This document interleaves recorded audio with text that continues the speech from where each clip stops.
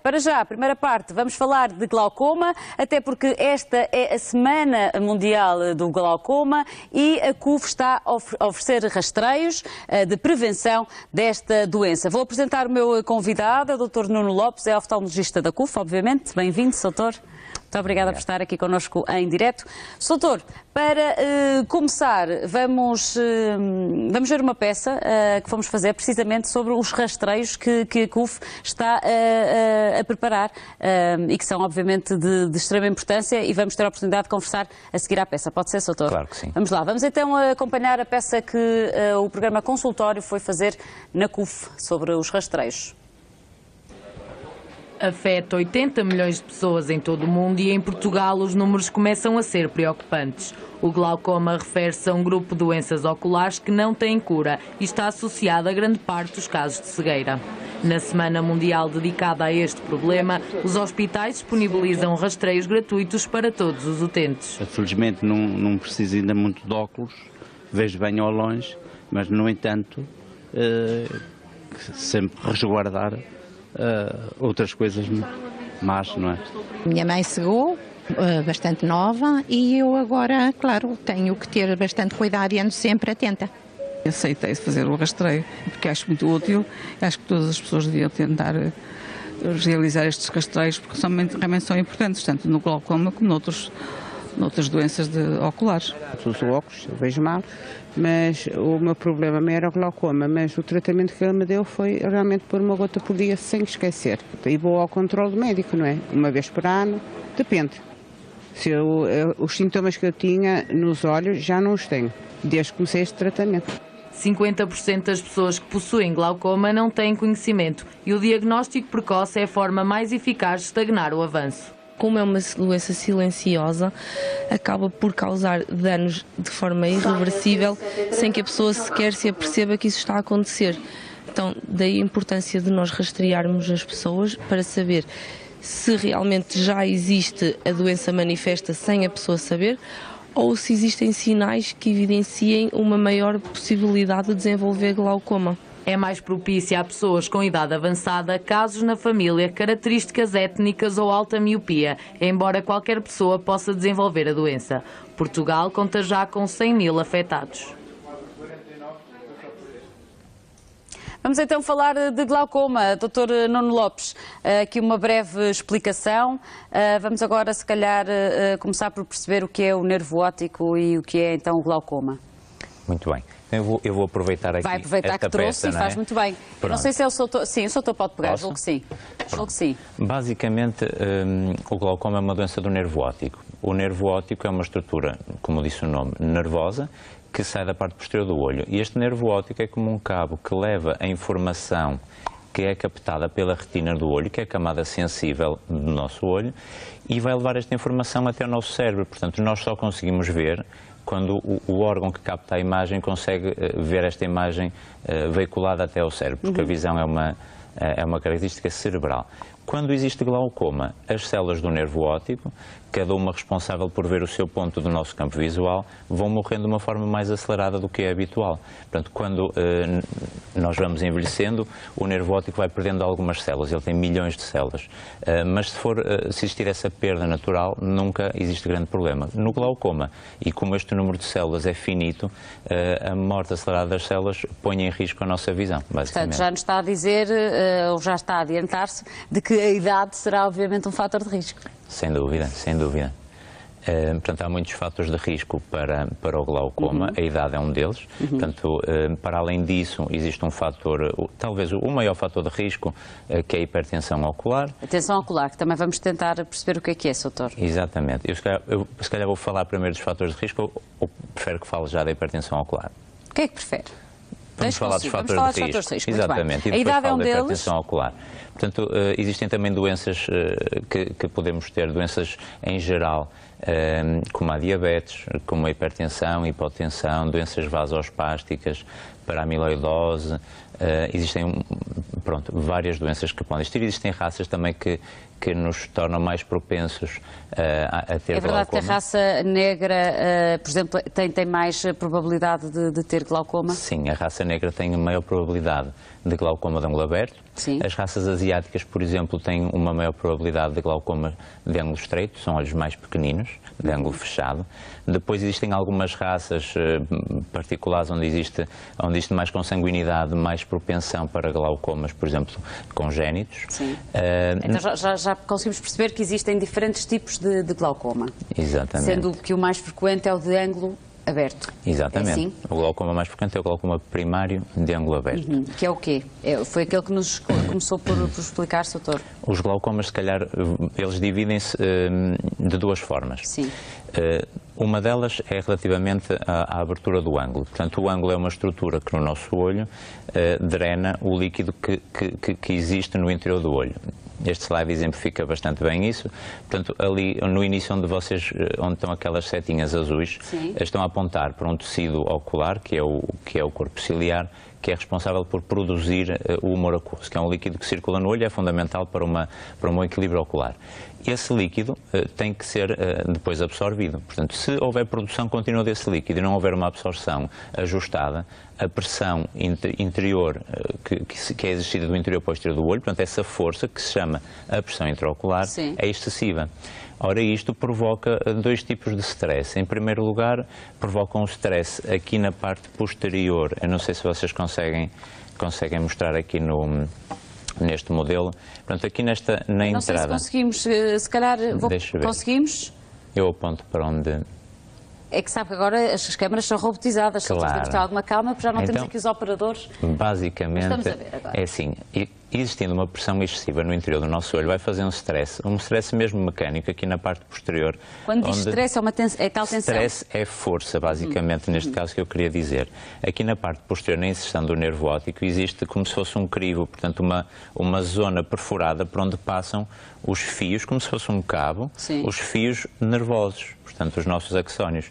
Quando há pressão excessiva, esse crivo, essa lâmina que nós chamamos de lâmina cribrosa, é deformada, sim, e mecanicamente danifica os nervos, que depois acabam por degenerar. Para além disso, quanto maior for a pressão no interior do olho, maior a resistência à entrada de sangue no interior do olho, e que também basicamente é outra teoria por trás do dano do glaucoma, é a falta de suprimento vascular. E isso também está na origem de alguns glaucomas não associados à hipertensão ocular. Pronto, mas basicamente é assim que funciona. A diferença, eu queria só continuar, porque estava a falar aqui do ângulo aberto. Sim. Depois existem os outros tipos, se quiserem voltar a outros slides, os outros tipos de glaucoma, em que o ângulo não está aberto. Portanto, nesta situação, não há um acesso adequado ou suficiente ao ângulo para haver drenagem. Sim. Nos glaucomas de ângulo aberto, o ângulo está lá, está aberto, mas não funciona adequadamente. No ângulo estreito, não está propriamente acessível. E depois dividem-se em glaucomas primários e glaucomas secundários. Portanto, aqui temos uma imagem que exemplifica do lado esquerdo da imagem o ângulo aberto, e do lado direito nós vemos que ali o líquido consegue passar para a parte anterior do olho, mas depois tem uma grande dificuldade em sair na região que nós chamamos o ângulo. Neste caso é pela existência de uma catarata ou de um cristalino demasiado grande para o tamanho do olho. Voltando aqui à classificação do glaucoma, os glaucomas primários são glaucomas em que, basicamente, por exemplo, vamos falar aqui do caso do glaucoma primário de ângulo aberto. O ângulo está aberto, não funciona adequadamente, mas não existe nenhuma causa aparente, nenhuma doença sistémica ou ocular que o provoque. Depois temos glaucomas secundários. Glaucomas secundários, por exemplo, a doenças oculares, que acabam por, secundariamente, danificar o ângulo ou encerrar o ângulo ou acabar por fazer com que ele não funcione bem. Temos várias, temos secundários a traumatismos, secundários a hemorragias no olho, secundários a cirurgias, secundários a inflamação, a aderências. Igualmente agressivos e igualmente preocupantes. Obviamente. Ou seja, os glaucomas de ângulo aberto e primário de ângulo aberto, se calhar corresponde a cerca de 75% dos casos. Depois existem glaucomas secundários, a maior parte deles, se calhar, mais agressivos, mesmo os de ângulo aberto. Existem os de ângulo fechado também. Os de ângulo fechado, sendo responsáveis por uma minoria, se calhar 25%, são em si responsáveis por 50% da cegueira, por glaucoma. Portanto, ainda não tínhamos chegado. É que este problema pode levar, e é uma das causas de cegueira em sem Portugal. Dúvida. Em que momentos é que isso pode acontecer? E aqui vamos entrar na parte que se calhar mais interessa, porque o glaucoma é também uma patologia silenciosa e, portanto, diagnosticado tardiamente. Daí os casos poderem se agravar ao ponto de chegar à cegueira. É assim, doutor? Exatamente. Ou seja, basicamente a cegueira é o estádio final, digamos, de evolução do glaucoma, que quando ele é descoberto, detectado, diagnosticado precocemente e controlado, nunca acontece, basicamente, ou raramente acontece. Portanto, é muito raro um glaucoma detectado precocemente, a não ser que seja um glaucoma extremamente agressivo, resistente a todos os tratamentos médicos, lasers, cirúrgicos, é muito raro. Agora, aquilo que acontece com frequência, ainda hoje, é detectar-se muito tardiamente o glaucoma. Porquê é que isso acontece? Isto acontece porque o glaucoma, nas suas formas mais habituais, é completamente assintomático.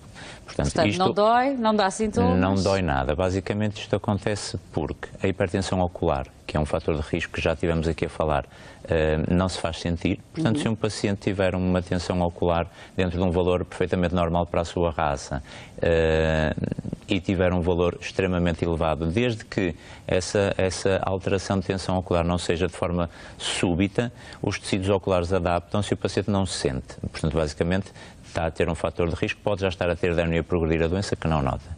Depois, o dano que se vai instalando acaba por ocorrer a nível periférico inicialmente. Ou seja, agora, as pessoas se puderem, por exemplo, já que puseram um slide, colocar os slides onde temos o paciente sem glaucoma, com glaucoma inicial, é interessante para mostrar este ponto de vista. Exatamente. Podemos começar por este.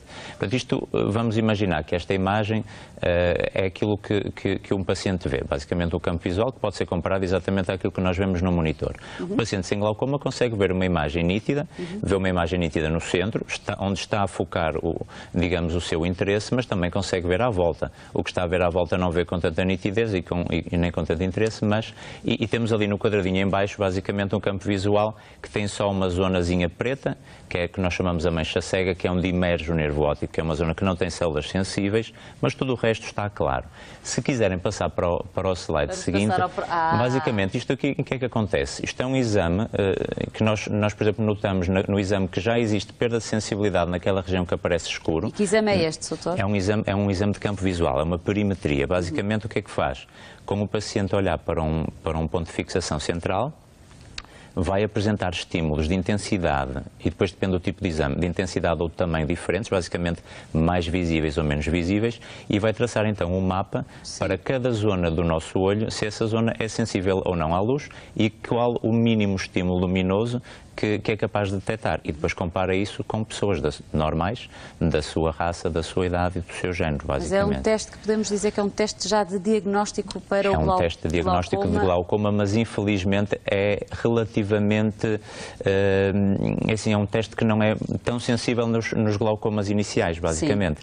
Portanto, nós no glaucoma inicial começamos a ter uma perda periférica, mas, e gostava que voltassem ali ao slide para percebermos a progressão deste dano. Portanto, nós aqui temos um glaucoma inicial. Exato. Vamos passar, se calhar, para um glaucoma moderado ou já mais avançado, e o que vocês notam é que na imagem do campo visual em baixo ele fica bastante escuro. Portanto, aquela zona já não é sensível nem aos estímulos máximos do aparelho. Portanto, no entanto, aqui as pessoas já sentem que algo está... Nem sempre. Se olhar para a imagem traduz a visão do paciente. Portanto, o paciente no redor da imagem... Eu não sou a pessoa indicada para ver porque eu sou miúpe, portanto muito bem. Não consigo analisar com essa clareza. Pronto, mas basicamente... nos vai explicar e as pessoas lá em casa devem ver melhor. Vamos olhar ali para os cantinhos, para os cantinhos daquela imagem que tem os carros e tem a cruz vermelha no centro. Se vocês voltarem para trás, vocês vão reparar que havia ali um menino à beira daquela bola e que havia ali um carro, portanto a bola está no meio da estrada. À medida que o campo visual se vai deteriorando, o que acontece é que o paciente não vê, mas não nota. Portanto, o campo visual já está afetado, sendo periférico, por um lado, o outro olho poderia ajudar, mas mesmo quando já não ajuda, o paciente, o que é que acontece? O nosso cérebro, por uma forma de nos manter mais funcionantes, vai substituir a zona que está cega, basicamente, que não vê, por informação das áreas vizinhas que ainda funcionam. E, portanto, existe a falsa sensação, a ilusão de que nós vemos normalmente.